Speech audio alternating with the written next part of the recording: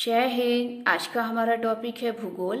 भूगोल में आज हम लोग सौर मंडल के बारे में पढ़ेंगे, जो मोस्ट इम्पॉर्टेंट टॉपिक है। सौर मंडल से बहुत सारे क्वेश्चन एग्जाम में पूछे जाते हैं, तो आइए देखते हैं। सबसे पहले आपको पता होना चाहिए सौर मंडल किसे कहते हैं। तो ध्यान रखिएगा, सूर्य, ग्रह, उपग्रह और क्षुद्र ग्रह, इन सभी को दोस्तों सौर मंडल कहते हैं और सौर मंडल को ही सौर परिवार कहा जाता है। तो ध्यान रखिएगा, आपसे एग्जाम में पूछा जाता है कि सौर परिवार किसे कहते हैं, तो सौर मंडल को ही सौर परिवार कहा जाता है। दूसरा पॉइंट नोट करना है, सौर मंडल या सौर परिवार का मुखिया जो है वो सूर्य होता है, ये भी पूछा गया है। तो ये दोस्तों सौर मंडल के हैं।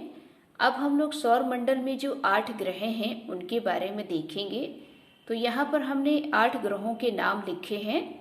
तो आप यहाँ पर देख सकते हैं, ये सूर्य है और सूर्य के चारों ओर 8 ग्रह जो है चक्कर लगाते हैं। उनके नाम आपको पता होना चाहिए।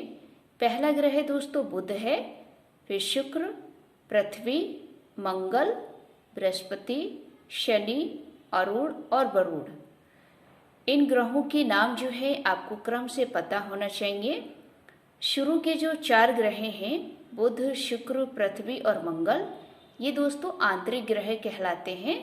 आंतरिक ग्रह जो है ये ठोस पदार्थों से बने होते हैं और इनका भार दोस्तों भारी होता है और घनत्व इनका ज़्यादा होता है।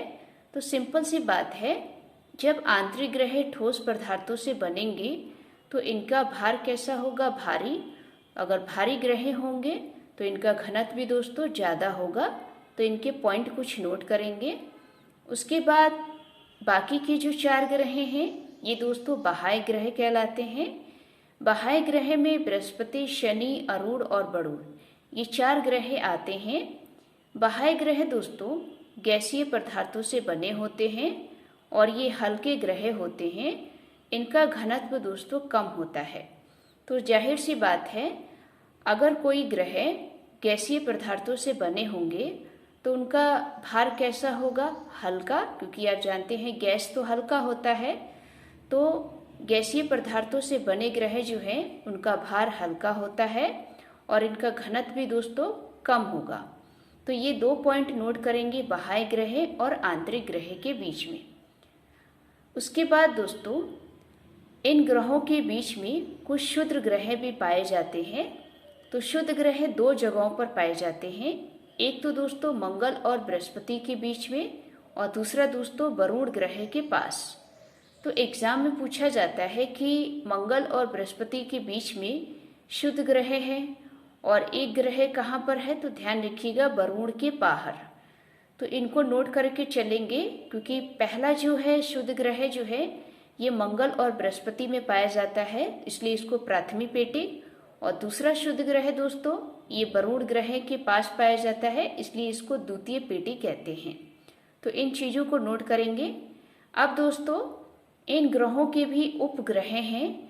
तो एग्जाम में इन ग्रहों के उपग्रहों के बारे में पूछे जाते हैं। तो यहाँ पर देखेंगे, हमने ये उपग्रहों के नाम लिख रखे हैं। कुछ ग्रह ऐसे हैं जिनके कोई भी उपग्रह नहीं है। तो ध्यान रखिएगा, बुध और शुक्र ये 2 ऐसे ग्रह हैं जिनके उपग्रह नहीं हैं। तो एग्जाम में पूछा जाता है कि 8 ग्रहों में से वह 2 ग्रह कौन हैं जिनके उपग्रह नहीं हैं। तो ध्यान रखिएगा, बुध और शुक्र। उसके बाद पृथ्वी को देखेंगे तो पृथ्वी का एक ही उपग्रह है और वो है चंद्रमा। मंगल पर देखेंगे तो मंगल पर 2 उपग्रह हैं। इनमें से जो एक है डिमोस, डिमोस दोस्तों सबसे छोटा उपग्रह है। तो एग्जाम में पूछा जाता है कि सबसे छोटा उपग्रह कौन सा है, तो ध्यान रखिएगा डिमोस। और डिमोस किसका उपग्रह है, मंगल का।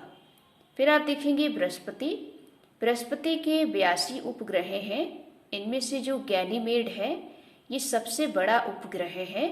तो इसको नोट करके चलेंगे। पूछा जाता है कि सबसे बड़ा उपग्रह कौन सा है, तो ध्यान रखिए गैनीमेड। और गैनीमेड किसका उपग्रह है, बृहस्पति का। फिर आप देखेंगे शनि, शनि के दोस्तों 79 उपग्रह हैं और इनमें जो टाइटन है, ये टाइटन दोस्तों दूसरा सबसे बड़ा उपग्रह है। पहला आपने देखा गैनीमेड, तो दूसरा आपने देखा टाइटन। टाइटन दोस्तों दूसरा सबसे बड़ा उपग्रह है और ये शनि का उपग्रह है, इसको भी नोट करेंगे। उसके बाद अरूण के देखेंगे तो अरूण के 27 उपग्रह हैं और बरूण के 14। तो ये सारे पॉइंट आपको नोट करके चलना है, क्योंकि एग्जाम में पूछा जाता है कि किन दो ग्रहों के उपग्रह नहीं है। तो ध्यान रखिए, बुध और शुक्र। पृथ्वी के 1 उपग्रह हैं, मंगल के 2। सबसे ज्यादा उपग्रहों वाला ग्रह कौन सा है? तो बृहस्पति, क्योंकि बृहस्पति पर 82 उपग्रह हैं और शनि पर 79 है, अरूण पर 27 और बरूण पर 14। तो ये उपग्रहों की संख्या थी, आपको नोट करना है। आगे हम लोग देखेंगे, एग्जाम में एक बार पूछा गया था कि वह 2 उपग्रह कौन से हैं जो पूरब से पश्चिम की ओर परिक्रमा करते हैं। अगर आपको पता है तो कमेंट बॉक्स में बता सकते हैं। वैसे दोस्तों आपको नोट करना है कि शुक्र और अरूण 2 ऐसे उपग्रह हैं, ये दोस्तों पूरब से पश्चिम की ओर यानी कि विपरीत दिशा में परिक्रमा करते हैं। तो ये पूछा भी गया है कि 2 ग्रहों के नाम बताइए जो विपरीत दिशा में परिक्रमा करते हैं। तो ध्यान रखिएगा, वो है शुक्र और अरूण, जो पूरब से पश्चिम की ओर करते हैं। बाकी के जो शेष ग्रह और सूर्य जो है ये दोस्तों पश्चिम से पूरब की ओर परिक्रमा करते हैं। तो इनके भी ध्यान रखिएगा, क्योंकि एग्जाम में ये पूछा गया है। अब दोस्तों आकाशगंगा के बारे में देखेंगे। आकाशगंगा किसे कहते हैं? दोस्तों आकाशगंगा जो है ये तारों के समूह को कहा जाता है। तो ध्यान रखिएगा, तारों के समूह को आकाशगंगा कहा जाता है। आकाशगंगा का दूसरा नाम मिल्की वे है। तो एग्जाम में पूछा जाए कि मिल्की वे किसे कहते हैं, तो ध्यान रखिएगा आकाशगंगा को, ये आकाशगंगा का दूसरा नाम है। इसका आकार देखेंगे तो आकार दोस्तों सर्पिला आकार है। ये सारे पॉइंट जो है पूछे गए हैं, तो आप इसको नोट करके चलेंगे। तो आकाशगंगा का दूसरा नाम मिल्की वे, आकाशगंगा का आकार सर्पिला आकार है।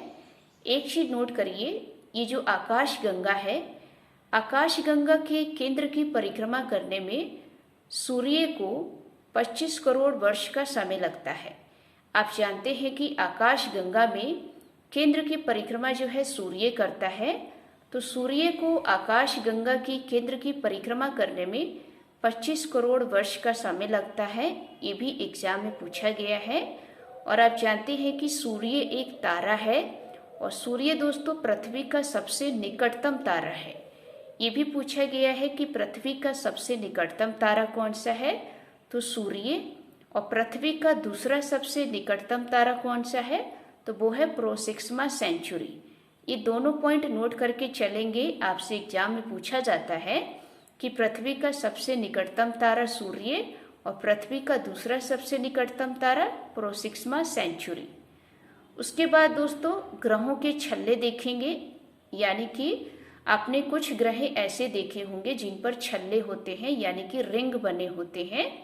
तो ध्यान रखिएगा, ये छल्ले बनते कैसे हैं ग्रहों पर, आपको पता होना चाहिए। असंख्य छोटे छोटे पिंडों व हिमकणों से बने होते हैं। जो ग्रहों पर छल्ले होते हैं वो दोस्तों पिंडों और हिमकणों से बने होते हैं। और ये कितने ग्रह हैं ये पूछा गया है कि 8 ग्रहों में से कितने ऐसे ग्रह हैं जिन पर छल्ले हैं। तो ध्यान रखिएगा 4 ग्रह हैं जिन पर दोस्तों छल्ले हैं। वो कौन से हैं, इनके नाम आपको पता होना चाहिए। तो एक है दोस्तों बृहस्पति, दूसरा शनि, तीसरा अरूण और चौथा वरुण।